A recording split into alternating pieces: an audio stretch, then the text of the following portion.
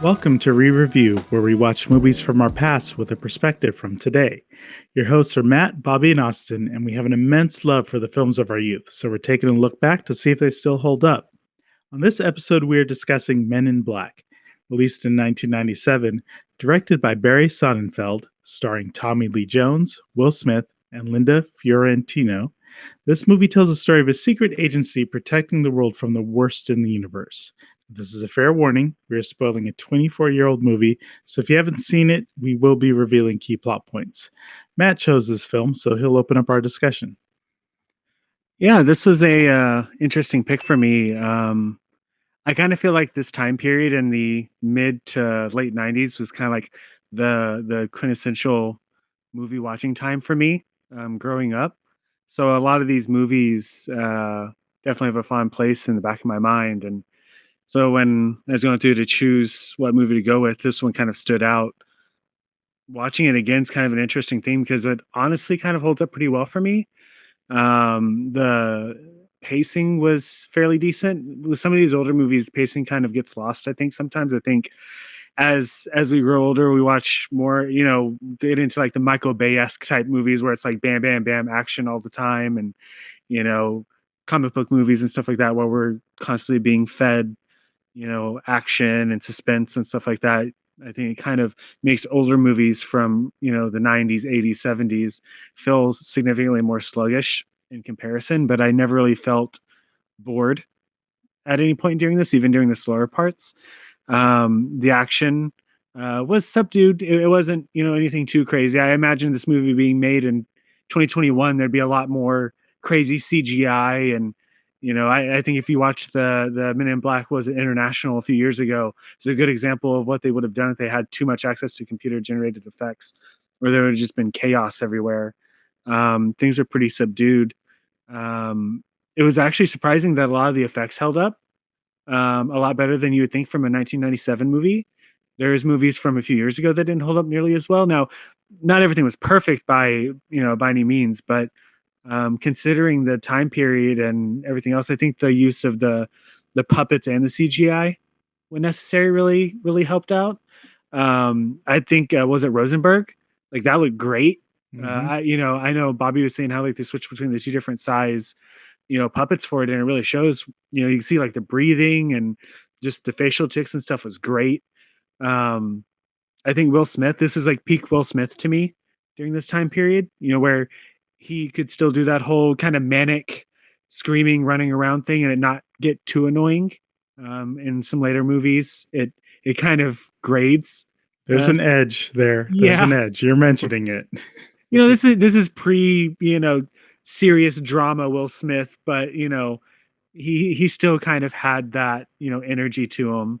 I think the dynamic between him and Tommy Lee Jones is great.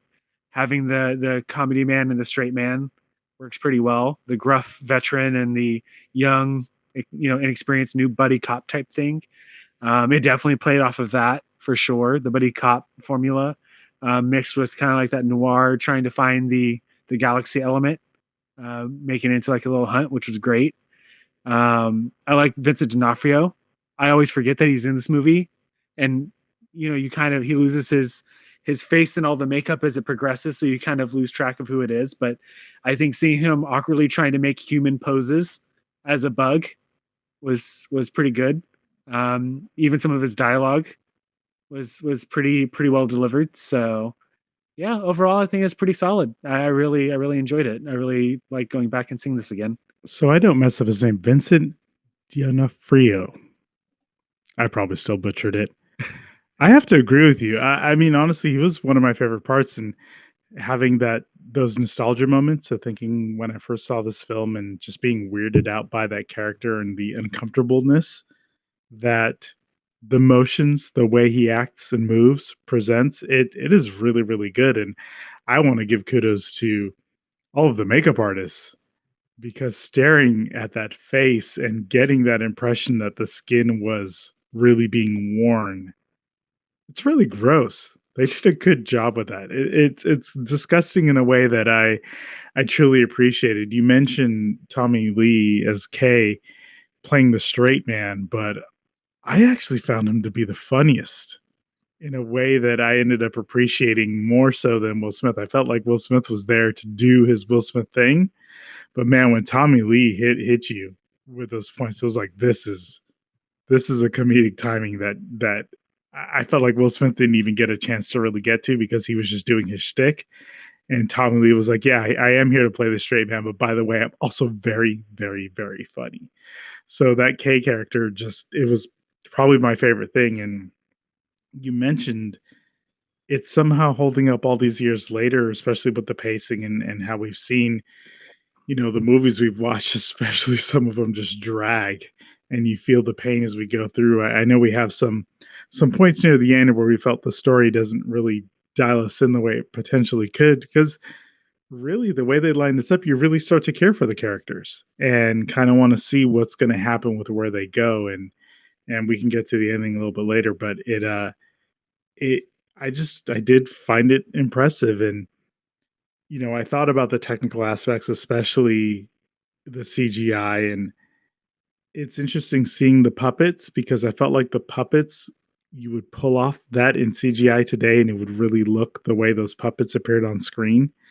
Um, but you could tell there was green screen, blue screen going on, and in a way that was forgivable.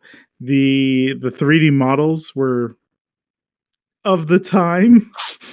I didn't see the new one, so I don't have that perspective to know what they did with it, but it sounds like they just went overboard. So usually with CGI, it doesn't matter what the movie it is, it's a delicate balance, or either not, it needs to be hidden so that the viewer can't really tell that, oh, this is taking me out of the film. So I still enjoyed it for those particular things. Bobby, your thoughts?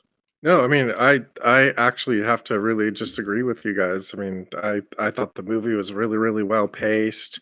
I thought that, definitely talking about, Tommy Lee and Will Smith, I think that, when you mentioned the buddy cop thing, I mean, I think there's a reason why that formula stays for so many movies and why it works so well. And I really think that, like that like mentor mentee kind of buddy cop kind of situation really really worked for this. And I mean I think it's really interesting that this movie was a comedy, and I was trying to think of I can't really think of too many other like big budget sci-fi comedy movies. I mean, I think that's probably really hard to pull off, and I think they did that really well here. I mean, there was like the full motion CG, like they did a pretty good mix of, and maybe that's indicative of the time, and like you're saying now, it'd be just be all CG, but and I think they did a really good mix of like especially like in the very beginning when they had that pretty funny like but sad illegal alien scene in the very beginning with that one creature where, like it was clearly like a puppet situation where, and then like a guy in a suit, but then they went with the full CG and it was I thought it was like a really effective mix of all the different techniques that they had. And I just think that, like, the I mean, it does hold up pretty well. I mean, maybe some of the stuff, I mean, just particularly the bug maybe looks a little tiny bit cartoony in some scenes, but I mean, even that, I think that it holds up really well. And I mean, just pacing and story-wise, I think there's a lot there. And, I wanted to get your guys' opinion on just the fact that the tone was like I think that we've talked about it before where these movies can go horror movie, and this movie, it really works in the fact that it's a comedy because, I mean, like, you have the whole potentially creepy, like, okay, here's the Men in Black, like, X-Files situation, but, I mean, I just really like the tone of this movie, and it just made me feel very entertained, which is what I really want in a movie that's like this. Well, do you think they had a spec that was a more serious version? And they said, wait, we got to get Will Smith. He's the hottest thing right now. And had to redo everything as a result. Because I mentioned, as we were watching it, thinking of the X Files version of the Men in Black, where there was definitely that weighted car with the weird if the way they filmed it with the speed that they would have it move, and they really seemed ominous. And this presented the idea of these very strange agency that's doing things, in the background, but in a way that you would actually love, and you're happy that they're there. That's kind of Yeah, the weird thing, actually, when you think about it. If you remove Will Smith from this movie, how much of the comedy goes with him? If you put a serious actor in his place, does this become a purely serious sci-fi movie at that point? Like, a lot of it kind of rides on his character when you really think about it. I mean, obviously there's the worm guys, and you get Tommy Lee and Rip Torn. They'll pull some comedy stuff, but honestly, it's because they're bouncing off of Will Smith's character. Like, was this a serious movie? And then Will Smith got cast because he was hot off of Independence Day and stuff like that. And then it became a comedy movie all of a sudden. It's an interesting idea, I wonder. I do think so, because I believe, if I'm not mistaken, this is actually based on a comic book. And I think that the tone of the comic book is more like X-Files-ish. It did open mentioning that. It said it was a Marvel comic. Does this fall under Disney now somehow? Did we just watch another Mouse does. movie? Is it in the MCU? Is it canon? I mean, I'll take it. Yeah. Because we know we got some stinkers over the years. So this, if this started everything, the real first MCU film. I will say one of the things that we kind of talked about as we were watching it, and I went in and I checked afterwards, but this was, obviously very much scored by Danny Elfman, and it sounds like it. Parts of it, I was like, man, I just feel like I'm watching Batman Returns, like with some of the approach to the music. But I enjoyed it. I think it gave it kind of that Burton-esque aspect, like Bobby was saying at the beginning, with like the fonts and stuff like that. It definitely had that feel of being a Tim Burton movie, and because of the music. Obviously, a lot of the rest of the stuff, maybe not so much, but I could have easily seen a Tim Burton version of this, right? Mm-hmm. Where it leaned more on the creepy and weird factor, and less maybe on the comedy aspect. I do have to ask, since we're talking about the music, where do you rate this on your best movie tie-in song? How much is Men in Black? How do you feel about this particular track that Will Smith released for this movie? Are you here with Celine? Your Heart Will Go On is Titanic. Does that win for you? Maybe you're hanging out with Vanilla Ice and Ninja Rap for Teenage Mutant Ninja Turtles is your favorite. Where do you think you rank this for your favorite movie songs? Okay, so let's be clear, because this is where I wonder, because then there's stuff like Kiss from a Rose for, what was it? Yes, Batman Forever. Batman Forever. But is it a song that they found and created a tie-in? Are we counting that, or are we counting ones that were made purely for the movie? Yes, we'll count that. Okay. That was you mentioned Kiss from a Rose. Like, come on, like, who doesn't love that song? I would say, like, I'm going Kiss from a Rose, man. Like, I'm a kid at the Pizza Hut buffet or whatever, playing it on the jukebox on loop. So I'm that guy. Like, what's wrong with that kid? Like, this song is serious. What about for you, Bobby? This edges out MC Hammer's Addams Family song as a deep cut for you guys. This is definitely way above. What was the one that Prince did for Batman? This is way above that one. I think I saw it was the Batman dance. Oh, something along those lines. Yeah,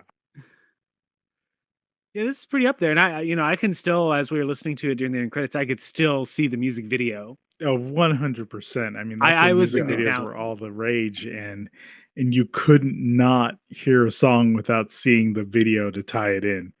So I thought it was a nice, fun thing, because I definitely enjoyed hearing it again. I probably have not listened to that song in a very long time. Let's talk about, as we move through the film, I think, again, we were really good up to, I think, 3/4 of it.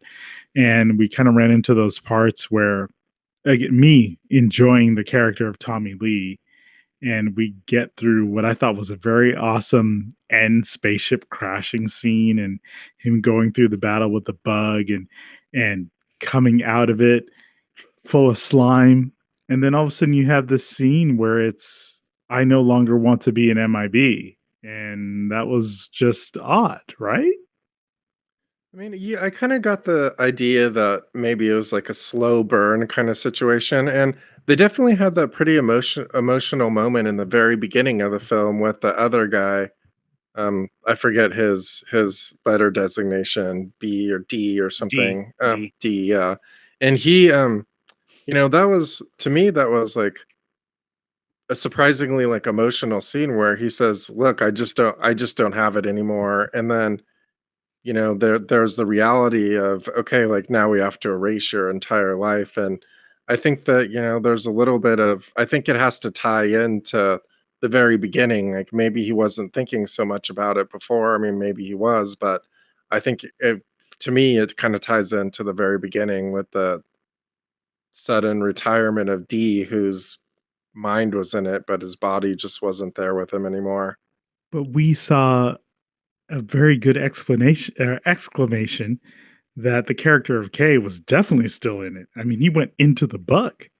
Well, see, this I was actually thinking about it after we finished watching it, and I do get where Bobby's coming from. I do think if they probably would have played with it a little bit better story wise, it could have very easily tied into D's retirement. Maybe you could have played into the fact that maybe Kay was looking around, noticed that all of his buddies were gone, right? That everyone else was either dead or retired or whatever. And it could have been an arc for him. It's part of the reason why I felt that the whole scene of him creepily spying on his girlfriend from the 50s was kind of weirdly placed. Is like this catastrophic events happening, but he sits down at his desk and starts typing on his computer to stalk his, ex or whatever. But I do see why something like that might have came in, after the fact, to try to bridge that gap, to give a reasoning behind his sudden, because it was very sudden. There was no real build up to it. And I think the part that kind of makes it the worst is when they undo it in the next movie. I don't want to talk about the sequels because they suck, but Wait a minute. Yeah, What are you saying? well, I honestly don't remember the sequels well enough, so maybe that is an indication that they weren't great. All I do know is Linda wasn't apparently in part 2, so this seemed like a setup for a second movie, right? You get rid of Kay's character. He's aged and moving on, and this is going to be about these two characters that were going to create something new with your morgue expert and the wild and crazy NYPD cop. I don't know. Maybe there was conversations. Maybe there was even conversations during it where they were like, "Wow, this is really working well. We can see sequels." And Tommy Lee was like, "I don't want to be in sequels. Either kill me off or pull a Harrison, right? So either kill me off or wipe my mind at the end, so I don't have to be part of this again." And maybe that's just why that was the disconnect between them being all covered in goo and stuff. Maybe there was an end scene originally that branched off of that, but then they changed the direction all of a sudden. Maybe it was a reshoot and came back and did that in order to kind of write off Tommy Lee's character. Obviously, that didn't stick because there's 2 more sequels, but maybe that was intent. Maybe that's just why there was such a disconnect. Because I think, what was it, Laurel, whatever her name was, the doctor, the pathologist or whatever, she's still covered in, bug gunk or whatever, but those 2 are perfectly clean. But I think it was because they could have that moment, right? It wouldn't have been very heartfelt if they were just still covered in bug goo. It would have looked right though. We wouldn't have had to point out the fact that she was dirty from her tree fall. From the beginning to the end of this movie, they loved covering people and stuff. Like the border patrol cop in the very beginning got covered in blue stuff, and then Will Smith got puked on by stuff all throughout the movie. It was like a running gag to cover somebody in something gross. Maybe they were big fans of Nickelodeon. Maybe. No? Slimed. Time to get slimed again. Oh, totally. They totally would have abused this if this was like post Avatar in the 3D release thing. It would have just been goo shooting at the camera or whatever to make people dodge and duck and stuff like that. So I don't know. That's it's an interesting man. Bobby's getting those observations. I didn't even have a goo counter as I was watching this, but yeah, there was quite a bit of those little incidents. So it's there. I mean, I think that was the thing with the gags and the pacing, and again with just the comedy bits and the way that lines were delivered. I was smiling the whole time. Not gonna lie, it was just entertaining in a way that I think we found as we've been going through a lot of films lately, that they're not holding up to this point without being really maybe big and grandiose or as obvious. And I would not have probably picked for myself, like, oh yeah, Men in Black. It was this perfect thing that I remember from way back when. It was sort of one that I probably put to the wayside in my mind. And I was very, very pleasantly surprised with it. I agree. I mean, the one thing that didn't quite hold up for me as well was some of the one-liner stuff, like I make this look good and like those kind of things. I just thought they were just a little bit big for the moment, but I understood like from a theatrical point of view why they were in there. Which is the Will Smith part, right? Yeah. Like it was mainly him delivering those type of items where when Tommy Lee cracked a joke, it just spot on for me. Intergalactic kegger. I don't. I do agree that there are probably those moments, but I mean that's very Will Smith. That's very '90s Will Smith kind of dialogue. I mean, it kind of fits into that, but I can see how it can come off as a little bit cringy sometimes. I do find it strange how maybe they should have established a little bit more about what was his name, James, before he became Jay. Um, he kind of gave up his life pretty easily. You know, in the span of a day, he doesn't exist anymore. So, you know, they didn't. I'm assuming. I think in the later movies they might have gone into it. He doesn't have any family or anything, but that's that's a pretty big commitment to just drop your entire life. Yeah, it's hard not to put yourself in his shoes, especially when they present you with the scenario of him going into a meeting room full of essentially experts. And they land the punchline of, oh, and the NYPD is here, compared to all these decorated military personnel. And yeah, it is one of the things where if you're in that same place, could you make that same type of decision, saying you had the skills to do that? It's kind of one of those like Jedi abduct you forever kind of situations that's in, like bound to cause problems, right?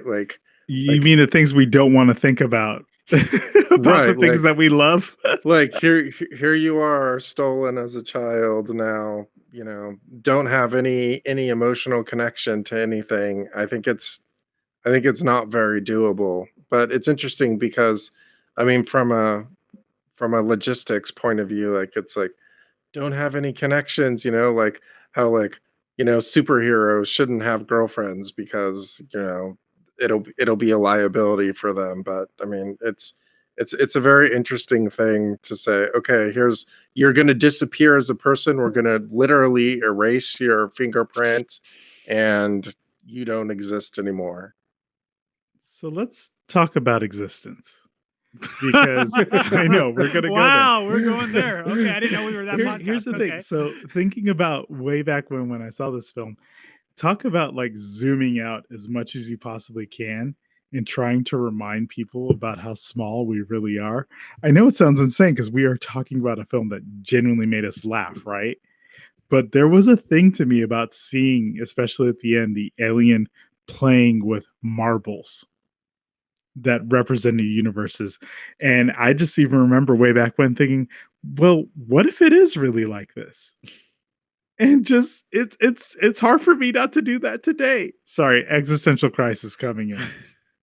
I mean, the idea of it's very interesting. I mean, because the whole time they say, okay, there's this universe, and you know, like you said, they could have said, oh, the universe is on Orion's collar, and okay, movie over at that point. But it's interesting how okay, like the universe is in this, you know, globe in a collar, and then oh, it's you think about okay, that's a different universe, and then oh, here's our other universe. But the reality is that regardless of how it actually is, we all live in our little bubbles. A movie like this isn't supposed to speak to us like this. Well, and it's kind of funny watching it again after this long. There's things I think I've found I appreciate a little bit more. Case in point, the Orion's collar. I think that the way they set up the fact that he didn't say Orion's collar, my cat Orion's collar, was easily spoken to earlier when he didn't know how to say the word war.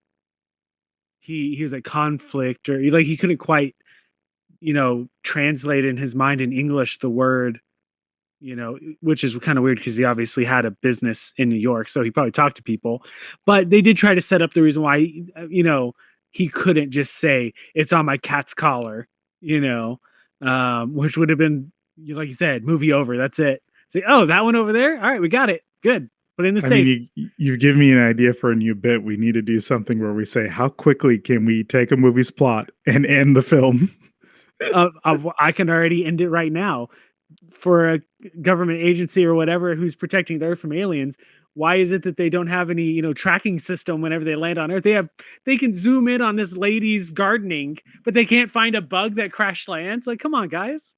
It was 1997. Cell phones didn't exist the way they do today. That's why they got to use the tabloids.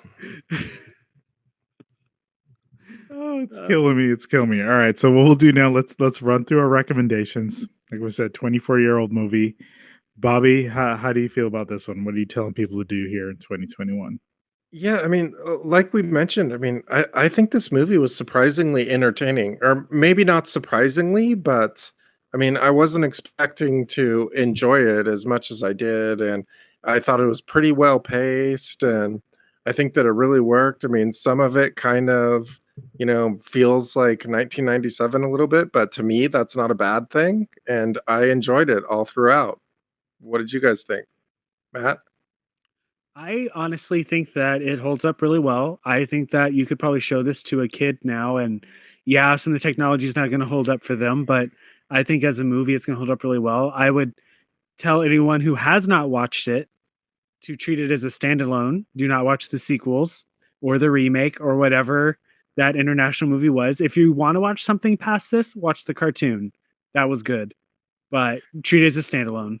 Yeah, I think if you really want to, you can poke holes in things like, like the Edgar suit, like the bug would not fit or would not work in the Edgar suit. If you really want to but I think you can really like get to the point to where you can really like, mess with it. But I think that because of the tone of it, it was a comedy. I think that those kind of things are forgivable. Yeah, I agree. I mean, what I'm hearing here is don't watch the sequels, watch the cartoon. I haven't seen the cartoon, so maybe I do need to add that to a watch list. But we're definitely all in agreement on this one that this is I'm going to say must see, in the sense that if you haven't seen it, you're going to enjoy it. It's very entertaining. Understand that 1997 was the time frame. So yes, the CGI isn't going to be what you get today from your MCU movies, but this is the first MCU movie. You heard it here first. And Disney's coming after us with this one. So please definitely watch this film because it's very entertaining and something that's worth watching even today. So as always, thank you for listening, and remember, the roaches check in, they don't check out.